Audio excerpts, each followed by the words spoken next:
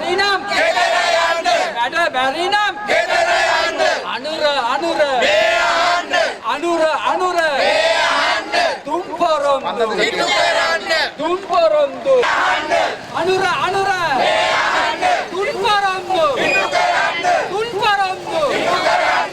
අනුර මේ යන්න. අනුර මේ යන්න. තුන් පොරොන්දු ඉටු කරන්න. තුන් පොරොන්දු ඉටු කරන්න.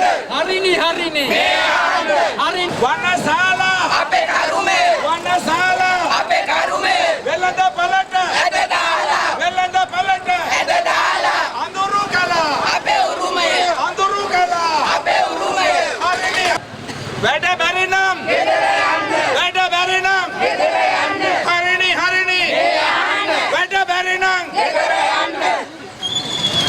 අනුර බැරි නම් ගෙදර යන්න. අනුර මේ යන්න. තුන් පොරොන්දු ඉටු කරන්න. අනුර මේ යන්න. තුන් පොරොන්දු ඉටු කරන්න. කන්නංගර පිය උරුමය. කන්නංගර පිය උරුමය. වනශාලා අපේ කරුමය. වනශාලා අපේ කරුමය. වෙළඳ පොළට ඇද දාලා. පන්දම් විරෝධයක් කරේ ඇත්තටම අද වෙනකොට අපේ මේ වර්තමාන ආණ්ඩුව විශේෂයෙන්ම පෞද්ගලික මැතිවරණ දෙකේදීම ජනතාවට පොරොන්දු විශාල ප්‍රමාණයක් ලබා දුන්නා. මේ වෙන විට අවුරුද්දක් ගත වෙලා තියෙනවා ආණ්ඩුවට. මේ වෙන විට යම් යෝජනා ඉදිරිපත් කරලා තියෙනවා. විශේෂයෙන්ම අධ්‍යාපන ප්‍රතිසංස්කරණ. මේ ප්‍රතිසංස්කරණයේදී අපි ඇත්තටම මේ ප්‍රතිසංස්කරණ වලට සමගි ජනබලවේගයේ පක්ෂයක් හැටියට අපි විරෝධයක් නැහැ. නමුත් මේ වෙන විට මේ අධ්‍යාපනයේ ප්‍රතිසංස්කරණ මුවාවෙන් මේ රටේ සංස්කෘතිය විනාශ කරන ක්‍රමවේදයක් තමයි මේ ආණ්ඩුව කරගෙන යන්නේ. ඒ නිසා තමයි මේක ආපස්සට මේගොල්ලෝ අවුරුද්දක් කල් ගත්තට අපි විශ්වාස කරන්නේ නැහැ මේක ආපස්සට හරවයි කියලා සම්පූර්ණයෙන්ම. ඒ නිසා තමයි දිගටම අපි මේ සටන ඉන්නේ. ඒ වගේම පෞද්ගලික මැතිවරණ වේදිකාවල දිගින් දිගටම ජනාධිපතිතුමා කිව්වා විදුලි බිල 33කින් අඩු කරනවා කියලා. ඒක මේ වෙන විට නැවතත් වැඩි කරන්න යෝජනා කරලා තියෙනවා.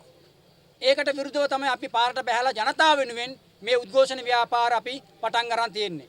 ඒ නිසා ජනතාවට දීපු පොරොන්දු සියල්ලක්ම ඉටු කිරීම සඳහා රජයට බල කිරීමේ ඌමනාව තමයි අපිට තිබෙන්නේ. විශේෂයෙන්ම අධ්‍යාපන ප්‍රතිසංස්කරණ වෙලදී රටේ දූ දරුවන්ගේ අනාගතය මේ සංස්කෘතිය ආරක්ෂා කරන අනාගතයත් බලාපොරොත්තු වෙන්න පුළුවන් පරපුරක් නිර්මාණය කිරීමේ වැඩපිළිවෙලක් අධ්‍යාපන ශිෂ්‍යයෙකුට අවශ්‍යයි.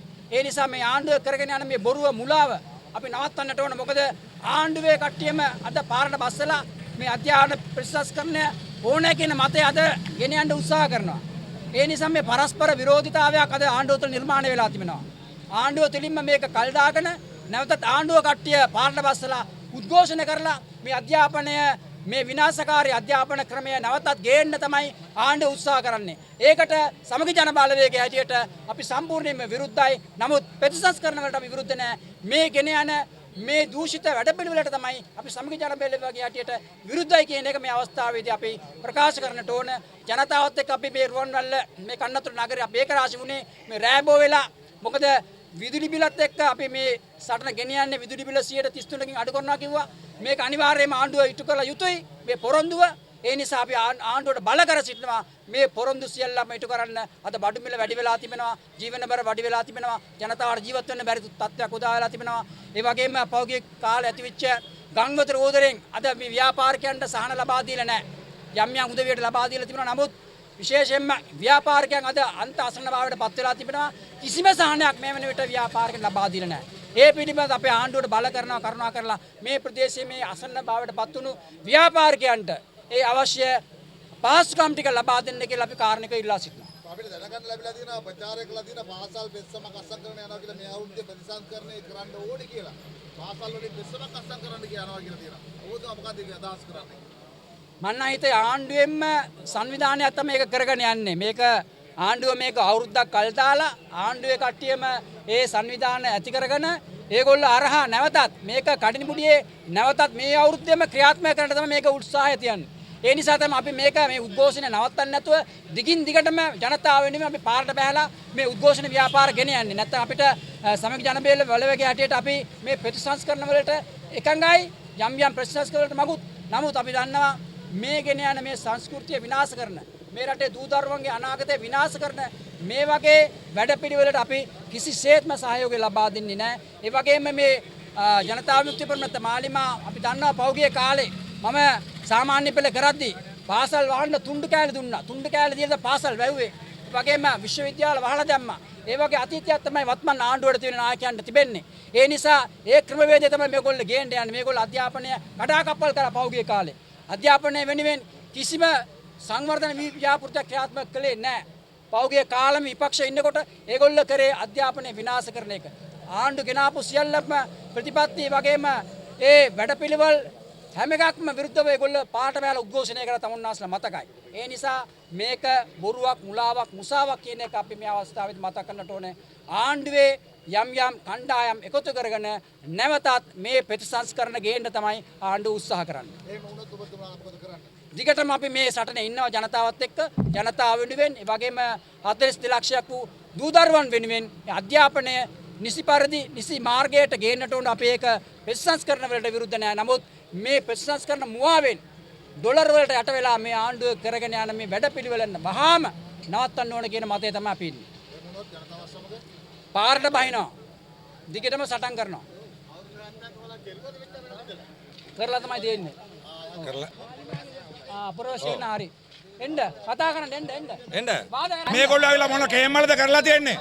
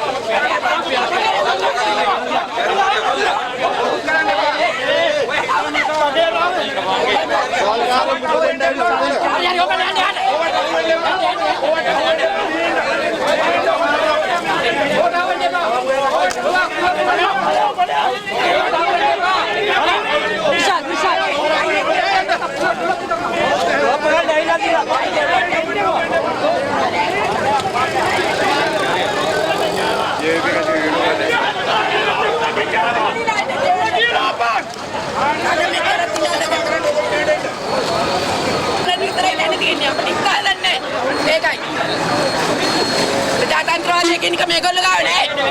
එපා ඕනේ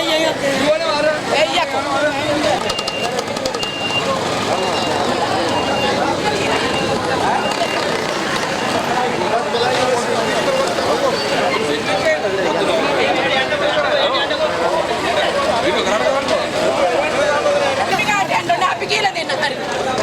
අපිට කියලා දෙන්න පුළුවන්. උඹ කිසිම නෑනේ. ගුණධර්ම භාවයක් පනුසකමක් උන්ගේ තියෙනවද? ආණ්ඩුවක් කෙරුවට.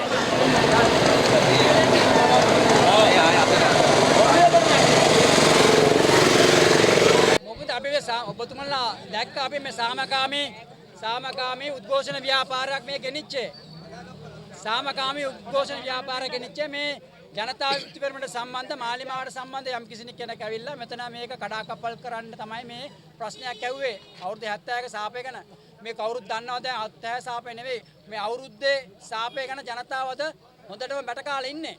අවුරුද්දෙන් හැම දෙයක්ම අද විනාශ වෙලා තිබෙනවා. දුම් පොරොන්දු කඩ වෙලා තිබෙනවා. හැම දෙයක්ම විනාශ වෙලා. ඒ නිසා මේ අයගේ අර පෞගිය කාලේ කරපු භීෂණය මතක් කරන්න තමයි මේගොල්ලෝ දැන් අවිල්ලා ජනතාවට පීඩාව පත් කරන්න දැන් කතා කරන්න යන්නේ. ඒ නිසා අපි මේකට බය නැහැ. අපි දිගටම පාට බැහැලා ජනතාව වෙනුවෙන් මේ ප්‍රතිසංස්කරණ වලට හරි ප්‍රතිසංස්කරණ ගේනවා අපි සහයෝගය දෙනවා. එහෙම නැතුව ජනතා විරෝධී ප්‍රතිසංස්කරණ මොන පැත්තෙන් කොහොම ගෙනාවත් ඒකට විරෝධව ජනතාවත් එක්ක අපි පාරට බහිනවා. මතක් කරනවා. අපි කිසිසේත්ම බය වෙන්නේ නැහැ මේවට තර්ජන වලට.